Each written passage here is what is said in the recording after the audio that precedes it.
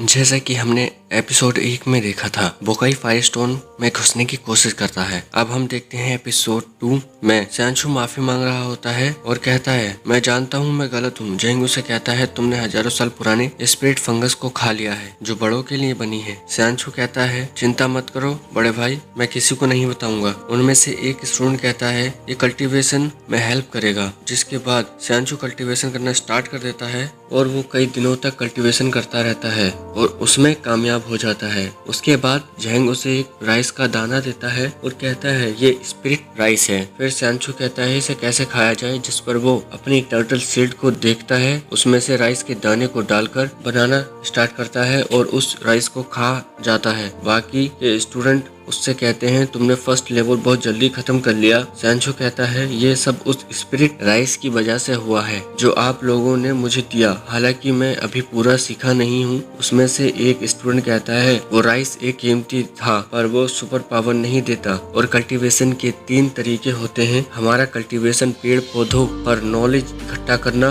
और सही तरीके से इस्तेमाल करना, और सेकंड कल्टीवेशन जो वेपन को चलाने पर निर्भर करता है, और थर्ड को पूरा करने के लिए कई स्टूडेंट को इकट्ठा करना पड़ेगा और हेवन और अर्थ की पावर का इस्तेमाल करना पड़ेगा और बहुत ही बड़ी लाइट दिखेगी और तुम्हारी पावर बढ़ती जाएगी। और ये गार्डियन ट्रेजर हमारे स्पिरिट का खजाना है और कल्टीवेशन करना शुरू कर देता है। हम दूसरी तरफ देखते हैं, बोकाई फायरस्टोन किचन में घुसने की कोशिश करता है। सैनचू अपने सेकंड लेवल की तैयारी करता है और उसका हाथ का निशान मिट जाता है और उसकी शील्ड उसके अंदर घुस जाती है और वो उस शील्ड को बाहर निकालने की कोशिश करता है और उसके अंदर से वो शील्ड बाहर निकल जाती है। सीन शिफ्ट होता है, तभी एक स्टूडेंट कहता है, ये क्या आज सैनचू ने कल्टीवेशन नहीं कर रहा, शायद वो मार्केट से सामग्री खरीदने गया है। तभी हम सैनचू को मार्केट में देखते हैं। तभी वहाँ पर बोकाई आ जाता है। बोकाई कहता है, तुम फायरस्टोन किचन से बाहर कैसे आ गए, जो तुम्हें प्रोटेक्ट करता है। सैनचू अपनी सोर्ड बाहर निकालता है।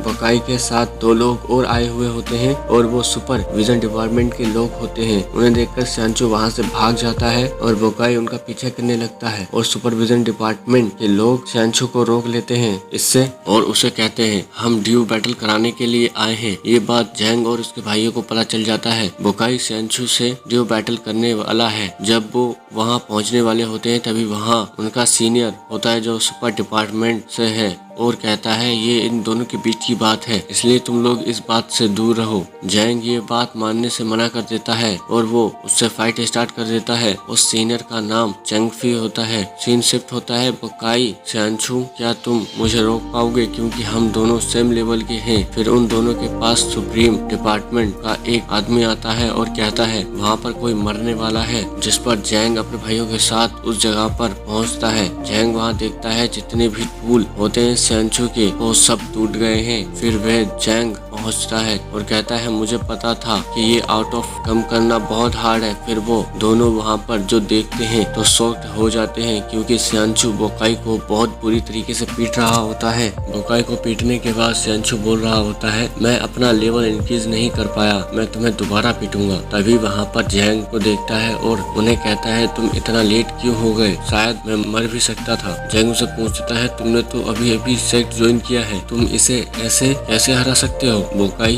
सैनचू से बोल रहा होता है, सैनचू 3rd लेवल का है। फिर सैनचू बोकाई को उठाता है और वहाँ से चला जाता है। उनके जाने के बाद जेंग का भाई सैनचू से पूछ रहा होता है, लेसन प्रोफाइट कर लिया है तुमने, तो वो कहता है नहीं। तभी वहाँ पर एक बेल बज रही होती है और एक अनाउंसमेंट हो रही होती है आउटर डिसेबल के लिए। कुछ महीने बाद ट्रायल होता है और उस ट्रायल में सिर्फ 3 लोगों की जगह होती है। जेंग सैनचू से बोल रहा होता है, इतना खुश होने की कोई जरूरत नहीं है, हमारे किचन से आज तक किसी ने पार्टिसिपेट नहीं किया। जिस पर सैनचू बोल रहा होता है, ये मेरे लिए अपॉर्चुनिटी है और फायरस्टोन किचन के लिए एक नया इतिहास लिखने का मौका। और ये एपिसोड यही एंड